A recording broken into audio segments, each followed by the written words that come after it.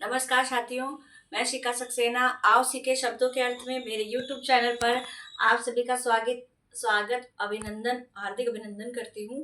तो मैं आज के लिए आपके लिए विषय लेकर आई हूँ उपसर्ग। जैसा कि दोस्तों आपने हिंदी साहित्य में पढ़ा होगा उपसर्ग और प्रत्यय व्याकरण में। तो आज मैं आपके लिए उपसर्ग बताने के लिए मैंने कुछ यहाँ पे जो है पॉइंट्स लिखे हुए हैं जिसके बशर्ते मैं आपको समझाऊंगी। ठीक है, तो यहाँ पे सबसे पहले हम ये जान लेते हैं कि उपसर्ग क्या होता है। पहले तो हमें उपसर्ग को समझना है। उपसर्ग को हम लोग इंग्लिश में प्रीफिक्स कहते हैं। अगर प्रत्यय की बात करें तो वो सफिक्स होता है। जैसे हम लोग इंग्लिश में भी सीखते हैं प्रीफिक्स सफिक्स, उसी की तरह हिंदी में भी प्रीफिक्स और सफिक्स होते हैं। यानी उपसर्ग को हम लोग प्रीफिक्सेस कहते हैं। पहला तो ये हम लोग समझ लेते हैं। अब उपसर्ग को हमने यहाँ पे अलग अलग करके देखा, इसका अर्थ क्या है।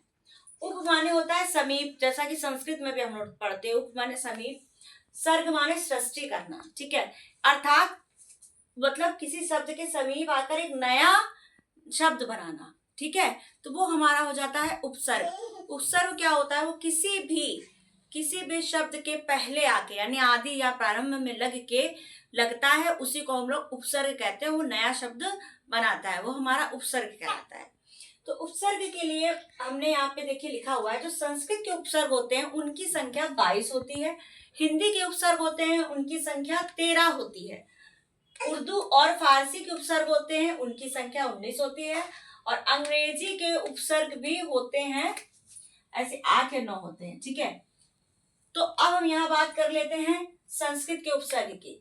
तो यहाँ पे देखिए अति, अनु, उद, दुर, सम, ये संस्कृत के उपसर्ग है। वैसे तो बहुत सारे हैं लेकिन मैं आपको कुछ इंपॉर्टेंट्स बता रही हूँ। अति का अगर हम उपसर्ग है तो हम इसको बनाएंगे तो अत्यधिक। ठीक है, अत्यधिक का अगर हम देखें तो यहाँ पे अति उपसर्ग यहाँ पे लगा हुआ है ठीक है, अति उपसर्ग लगा हुआ। अनु का करें तो अनुकरण कर सकते हैं, अनुसार कर सकते हैं, अनुसार कर सकते हैं। ठीक है, उद का हम क्या कर सकते हैं, उद्गम कर सकते हैं, उद्भव भी कर सकते हैं। यहाँ पे उद हो गया उपसर्ग। यहाँ पे आ जाते हैं दुर का हम लोग कर सकते हैं दुर्गम या दुराचार भी कर सकते हैं। सम का क्या कर सकते हैं, संहार। अब आप यहाँ ये समझ लीजिएगा, ये जो ऊपर अंक की बिंदी लगी हुई है वो माँ है। ठीक है, तो सम को हम लोग क्या लिखते हैं, संहार। अब ये हिंदी के उपसर्ग है। ये तो आपने देखा होगा हलंत लगे हुए हैं, संस्कृत के सब उपसर्ग है। यहाँ पे अब हिंदी के उपसर्ग की बात कर लेते हैं। जैसे आ उपसर्ग है तो क्या हो जाएगा, अबला भी कर सकते हैं। का है तो कपूत कर सकते हैं। कु है तो कुराचार कर सकते हैं। दू है तो दू शासन कर सकते हैं। ठीक है, यानी बहुत सारे ऐसे शब्द हैं जो आप बना सकते हैं, 1 से 2। अब यहाँ पे आ जाते हैं उर्दू व फारसी के उपसर्ग। उर्दू क्या होता है, जैसे खुश का हम कर सकते हैं खुश नसीब, खुश नसीब, खुश आमद। ठीक है, गैर का क्या कर सकते हैं, गैर हाजिरी, गैर हाजिरी, गैर कानूनी। ठीक है, देखिए यहाँ पे जितने भी मैं बता रही हूँ उसके आगे सारे आगे की तरफ यानी आदि में ये उपसर्ग लगे हुए हैं, तो ये हमारे हो गए उपसर्ग। अब अंग्रेजी के उपसर्ग क्या होते हैं, अंग्रेजी के उपसर्ग होते हैं कि इंग्लिश में मतलब अंग्रेजी के ही शब्द होते हैं। जैसे वाइस प्रेसिडेंट हो सकता है, वाइस प्रेसिडेंट हो सकता है। ठीक है, जनरल मैनेजर जनरल मैनेजर हो सकता है, जनरल मैनेजर हो सकता है, जनरल वायसराय हो सकता है। ठीक है, तो ये हमारे इंग्लिश के शब्द हैं, वाइस या जनरल, ये हमारे इंग्लिश के हैं। जैसे लॉर्ड हो सकता है, लॉर्ड माउंटबेटन हो सकता है।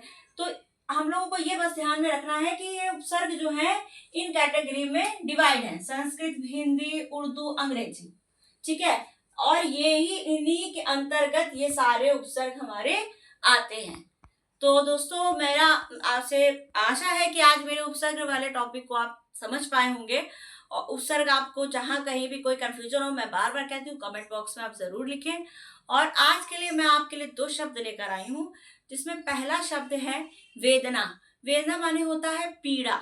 और मेरा दूसरा शब्द है क्षोभ। क्षोभ माने होता है असफलता होने पर जो दुख या पीड़ा होती है, वो हमारा होता है क्षोभ। तो दोस्तों आज का है हमारे 2 शब्द चोप और वेदना। इनको आप नोट डाउन कर लीजिए और अब नेक्स्ट वीडियो में मैं आपसे फिर मिलूंगी। नमस्ते।